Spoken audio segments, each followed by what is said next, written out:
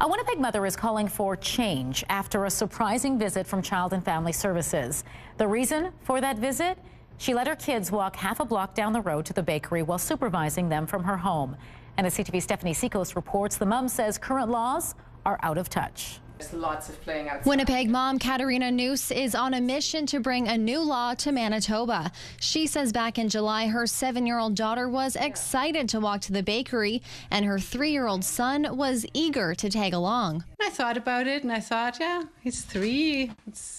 But they'll be together, and if I stand on the sidewalk and watch, I can see them, and they'll hardly leave my sight. I'll be close by. Nuss says her kids didn't need to cross any streets, and the only time they'd be out of her sight was in the store. She watched their whole journey, something they were all proud of.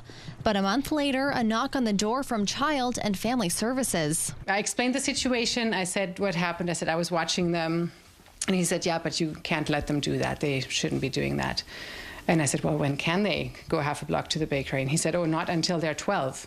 After that, Nuss started looking into the Child and Family Services Act. She says the way it's interpreted is doing children a disservice. It doesn't keep them safer in the long run if they don't have these opportunities to learn skills and gain confidence and become competent in the world. By the time they're 12, they're almost teenagers, and that's a lot of missed learning opportunities.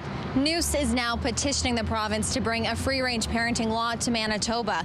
Earlier this year, Utah became the first state to legalize it, giving parents the freedom to allow their children to do more activities independently, like walking to school or playing outside without fear of being penalized. We'll take situations like this and issues like this into consideration. Manitoba Families Minister Heather Stephenson says the government is reviewing the Child and Family Services system for the first time in more than 15 years. I think we need to apply a common sense lens to this and ensure that there's a balanced approach when it comes to situations like this. Nuss hopes positive changes will come, and even though she's pushing for it, Nuss says it seems strange the term free-range parenting exists at all. Even a generation ago, it was considered just normal life, normal parenting. And that's how I look at it too. It's like, yes, my kids play outside, as they should. My kids climb trees, my kids run down the block, and they play with the neighbor kids outside. Stephanie Seacos, CTV News, Winnipeg.